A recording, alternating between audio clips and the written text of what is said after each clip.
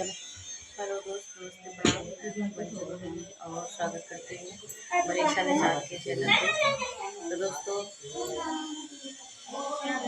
तबीयत खराब है, आप लोग बहुत लोग के माध्यम से देखे होंगे और जांच उच कराए, टाइफाइड बुखार, कैल्शियम की कमी, ये जो सूजन बढ़ा है कैल्शियम की कमी से बताए डॉक्टर, और दवा लिए खा रहे हैं।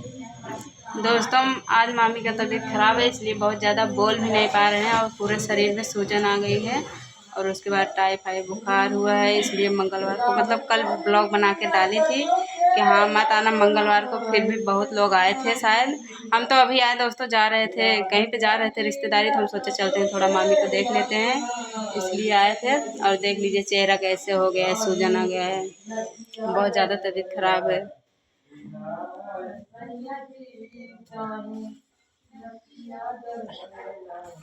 दोस्तों, आप लोग सपोर्ट कीजिएगा, अपना प्यारा आशीर्वाद दीजिएगा और हम ठीक हो जाएंगे तो सबसे फिर मिलेंगे। दोस्तों, आप सब दुआ कीजिए कि मामी हमारी जल्दी से ठीक हो जाएं।